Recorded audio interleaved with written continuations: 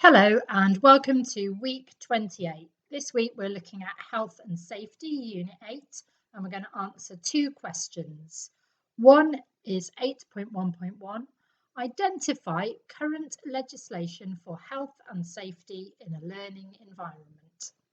And 8.1.2, describe how health and safety is maintained through policies and procedures in a learning environment.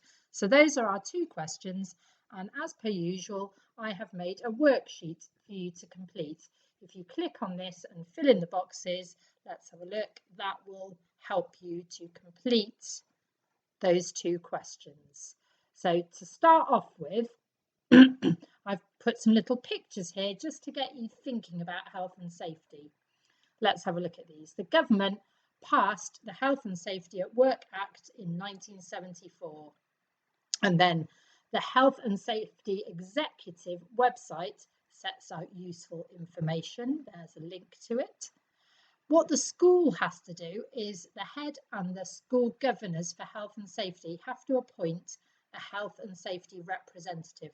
Quite often here in the little picture, it's the school head caretaker or site manager. Sometimes there are health and safety inspections from the local authority. Here, picture of a playground climbing frame that might get inspected. And then staff will all need training on things like first aid, risk assessment and allergies. And then teaching assistants, their job is to look after the children and make sure they know the correct procedures. So let's see what you've got to write about.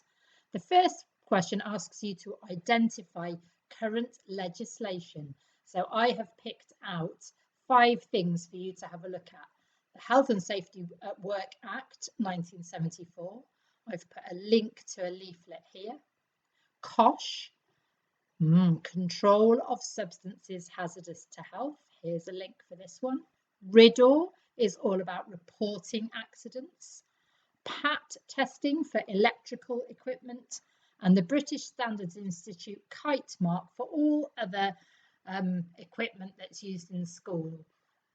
Playground equipment, toys, games, the furniture, everything else in school should be covered by this. And what I would like you to do is write 2 key facts for each one. And if you click on the link, that will take you to everything you need to know for each one. Don't go any further, just pick 2 ideas out of that link. You could even copy and paste one of your 2 key ideas straight from the website. The next section then asks you to say how health and safety is maintained in your school through the school policies, that's what's written down, and from the policy, what procedures, what actually happens on a day-to-day basis in your school.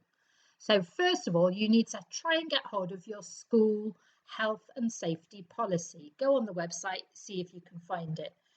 If you can't find the one for your own school, if I scroll down, I've put one here from Winton Primary School in Bristol, and it's got quite a good health and safety policy, easy to understand. So you could have a look at that one because it doesn't actually ask you to do in your own school, but that would just be an easy way of doing it.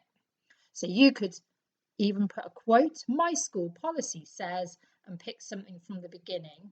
And then could you give a couple of, let's say 3 examples? And I've picked 3 you could mention here. How does it mention risk assessments in your school policy? Does it mention first aid? Does it mention fire safety? It should mention all of those. If you scroll down here, I've done an outline of what should be in your school health and safety policy. And we've got a long list here of different things. Pick 3 of those that you've heard of or you know about. What would it, and look them up in your school policy and tell me what it says there.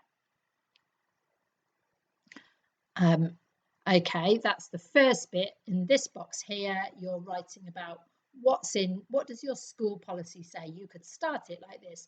My school policy states, and pick out some important points. And then we're going to say, from the school policy, what procedures follow? What are the things that actually happen on a day-to-day basis? How is health and safety maintained? And I've given you some ideas here. A school should give all staff a health and safety induction. So when you start in a new school, you should get shown around where's the first aid room, where are the first aid kits, where are the fire exits, where are the buzzers to let you in and out of the school, do you have to wear a lanyard, all of those things. They should also give you a staff handbook for you to read. Then there should be specific training, maybe food hygiene, manual handling, first aid, administering medicines. And then if any of this changes, they should give you updates in staff meetings. So you could say, in my school, all staff, and you could describe how these things happen. If you don't know how it happens in your own school, it doesn't matter. Just say what a school should do. And then finally, I thought it would be quite fun to have a picture section in here. Can you describe 4 signs that are put up in your school to keep staff, children and visitors safe? I've given you a little picture here to choose from. Some of these are quite funny. I don't think in your school you'll have life jackets must be worn sign, or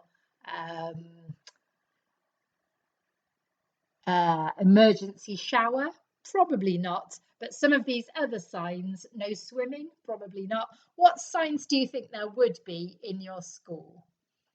And can you, if you can copy and paste the pictures in here, that would be easy, or you can just write 4 sentences to describe 4 signs you think you would see in your school.